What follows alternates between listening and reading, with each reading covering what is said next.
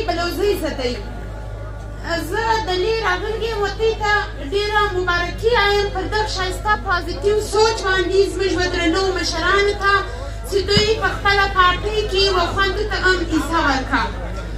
نو زه خپل تجویزونه لږ ویشتوم ولې چې په ډېره بخښنه سره 80 کاله موږ ته یعنې زموږ نرواکه ټولنه اورېدلې ده اوس په ډېره بخښنه سره به ته ما حساب کوي واورئ. زما له خپلو درنو وروڼو زه یو څه سوالونه هم شته او بیا مې یو څه تجویزونه هم شته.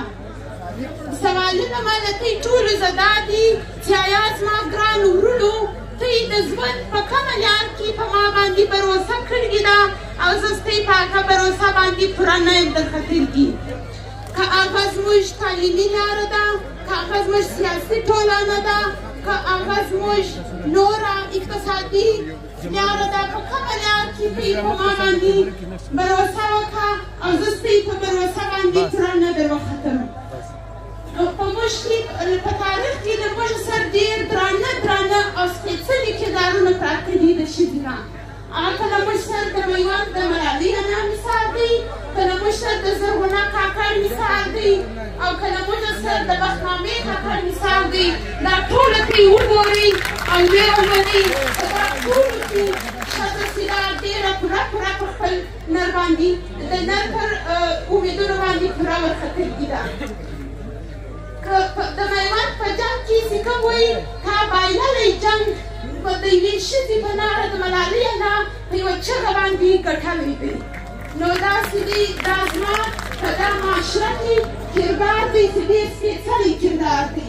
له دغه سره به ته یې که سوچ پر وکړئ ښځه چې دا هغه په دا معاشره کې ډېر ښه ایم او ډېر پازیټیو کردار لري.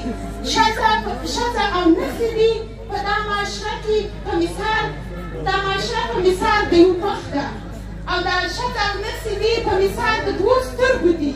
که ته په یوه سترګه باندې لاس ونیسې نو زه نه منم او نه به ته هېڅوک دا ومنئ چې دا یوه سترګه به ښه تر ډېره کار کړي. له دې بعده په دا 80 کاله کوم سیاسي تاریخ چې کوم زموږ پروت دی که څه هم موږ ډېرې لاسته راوړنې کړې دي خو بیا هم که موږ په دې میدان کې څه پر شا پاتې سوي یو هغه په د هغه وجه پاتې سوي یو چې موږ خپله ښځه ته په بدبختي سره ځای نه دی ورکړی. که موږ په نړۍ کې که موږ دا نور ګوندونه ووینو په دا نور ګوندو کې هر چا و ښځه ته ډېر ښه ځایونه ورکړي دي، په ګوند کې ځای ورکړی دی نو بیا هغه د نړۍ هغو ملکونو پرمختګ کړی دی و مخته تللي دي. د هغه طرح په سیاست کې که موږ په پارلماني سیاست کې وګورو له موږ سره د عوامي نېشنل پارټۍ یو ښه مثال د پښتنې ښځې د بیګم نصیب ولي واټ مثال پروت دی چې دا اوله پارلماني ښځه وه پښتنه ښځه چې پارلمان ته تللې ده. نو موږ چې یو زموږ د پښتنو ښځو ډېر درانه مثالونه پراته دي. نو لهذا ښځو ته په دغه پارټۍ کې ځای ورکول په دا ګوند کې ځای ورکول دا ډېر ښه سوچ ډېر پازیټیو سوچ دی او دا به د روڼ سباوون زیری دی. له دې بعد په دې ګوند کې که زه څه نظر وګرځوم بیا هم که د ښځې تعداد چې دی زموږ په نړۍ کې زموږ په معاشره کې تر سړیو زیات دی خو بیا هم بدبختانه ډېر لږ ځایونه موږ ته رامیلاس کړل. نو ته یې که پر دا پرېکړه باندې سوچ وکړي دا به هم ښه خبرې زموږ مشرانو ته سوچ پر وکړي. او بل زه وایم چې پر ضلعي اگزیکټیو کې د